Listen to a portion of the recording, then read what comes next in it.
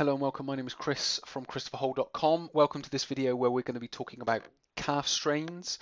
We're going to break it up into a few parts. We're going to look at what a calf strain is. We're going to look at some anatomy. We're going to look at some causes, and then we're going to look at some potential treatments.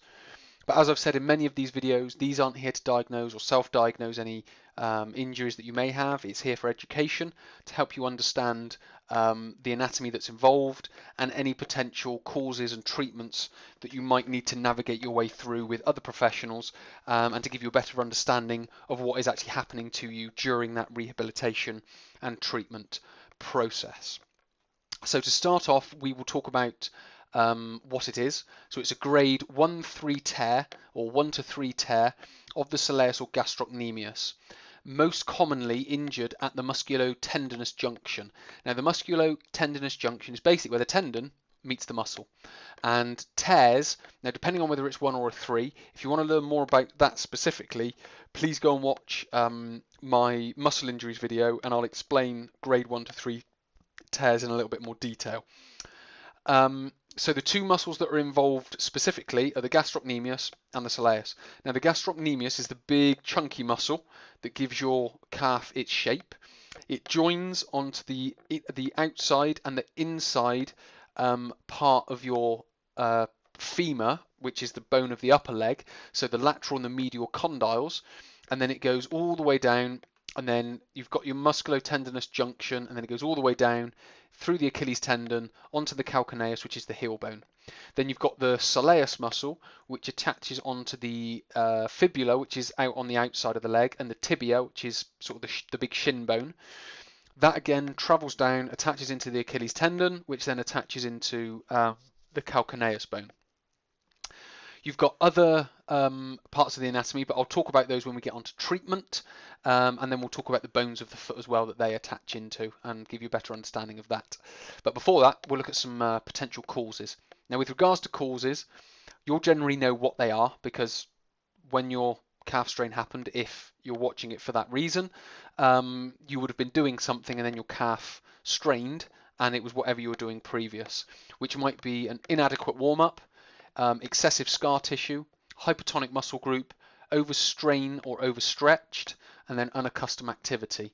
So just to highlight excessive scar tissue, a part of injury rehabilitation is your muscle to lay down what's called scar tissue, a bit like a scaffolding around a house.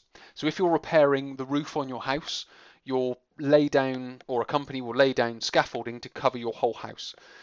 Scar tissue kind of does the same. When you've torn your calf, it lays down scar tissue over the top of it to give a basic structure to it to allow you to function. But it's not that strong.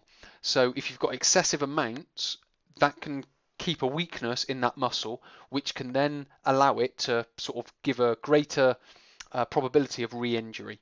So massage techniques are great ways to remove that scar tissue, which leads us on to any treatment, which would be rice and police for when it's acute. So that's your initial sort of stage or part of it, which if you want to learn more about, I've got a video on rice and police, which you can go and look at, and that will help you understand what those are.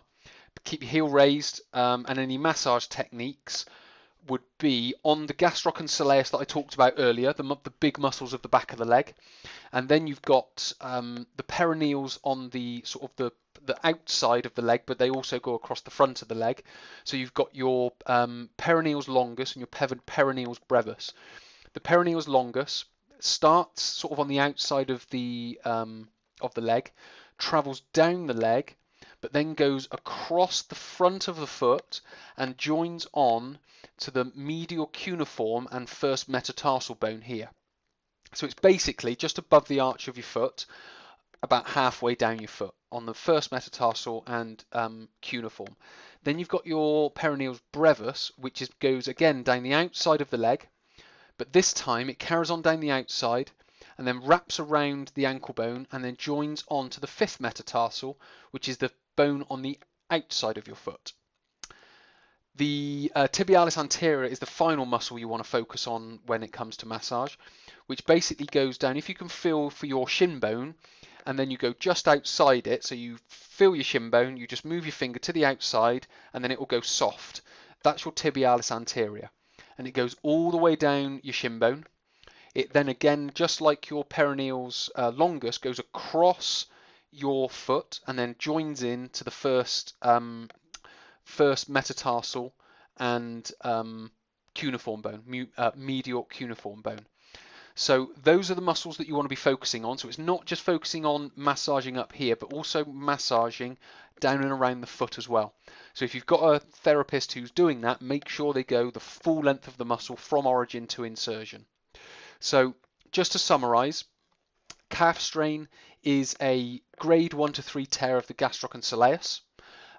It could be caused by inadequate warm-up, excessive scar tissue from a previous injury, if you've overstretched or overstrained, or an unaccustomed activity, which might be going from, I don't know, running into playing football, for example, which then is a lot of change of direction.